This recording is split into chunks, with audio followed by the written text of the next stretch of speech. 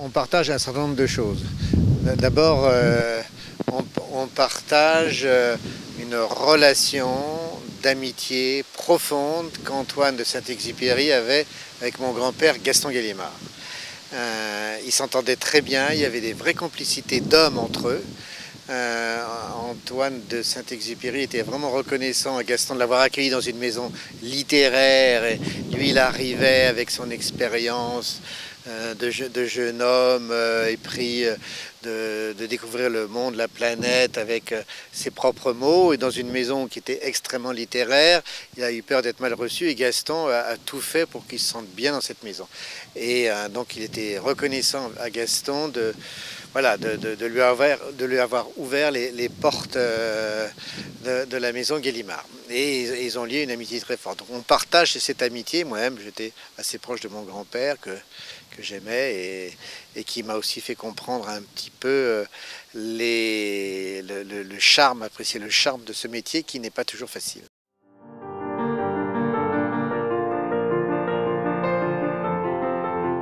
Il y a quelques grands écrivains symboliquement très forts dans la maison et il en fait partie, je dirais, avec Camus, avec Proust, avec Céline, avec Malraux. Il fait partie des très grands de la maison. Très grand de la maison et au-delà de l'activité, puisque Le Petit Prince c'est notre meilleure vente, on a dû en vendre au moins plus de 20 millions d'exemplaires, 23 millions je crois du Petit Prince, et les autres livres aussi, hein, Pilote de guerre, mais au-delà de ces ventes-là, c'est vrai que pour nous, pour les éditeurs, c'est un magnifique message d'humanité sur lequel la maison elle-même se retrouve. La maison a toujours été contre les écoles, contre ne pas épouser des écoles littéraires ou des mouvements politiques marqués, tout en étant très sensible à ce qui se passait.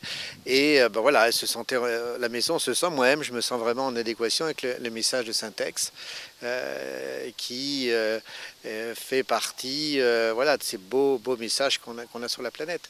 Donc pour nous, à ces titres-là aussi, ça représente des valeurs.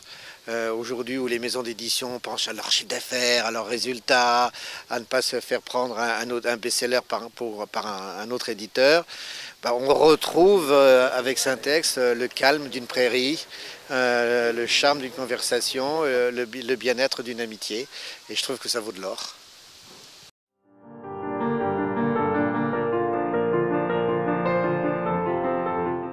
C'est un lieu important parce que c'est le monde de l'enfance. Parce que c'est là où se construit une relation à la nature, où là où on sent un petit animal parcourir l'herbe, là où on va sentir l'odeur du café au lait, là où on va entendre le bruit d'une fenêtre, d'un volet qui s'ouvre, un rayon de soleil.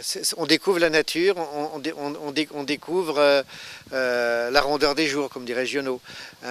Et c'est pour ça que c'est important dans son imaginaire, dire que l'être, c'est une nature, c'est tout un environnement qui compte. Et donc là, c'est ici que cela démarre. Hein. Quand il parle, il habite Lyon, il vient avec sa famille ici, les étés, et il découvre les charmes et le mystère de la nature qui l'envoûtent. Et c'est là où il fait ses premiers pas dans l'aviation, c'est là où il va essayer son avion. Donc c'est vraiment ici le point de départ de sa vie. D'abord, c'est bien de dire de revisiter des lieux d'écrivains, des maisons d'écrivains. C'est pas la première, mais là en plus, je trouve que cette alliance entre les gens du village qui ont voulu être propriétaires à tout prix, il y a eu des projets qui n'ont pas marché, bon, ils s'y sont opposés, et là ils sont enfin propriétaires, c'est magnifique. C'est la première fois qu'on voit des gens vouloir se réapproprier une histoire littéraire. C'est magique, hein, je veux dire, j'ai jamais vu ça au monde. Et puis de l'ouvrir, et d'avoir un projet qui va à la fois englober du ludique, du multimédia, et qui soit ouvert et qui soit surtout pas un projet construit dans des idées très arrêtées sur une compréhension de l'œuvre, mais en fonction de ce qui pourra arriver, de ce qu'on pourra trouver. Non, je trouve que c'est un magnifique projet.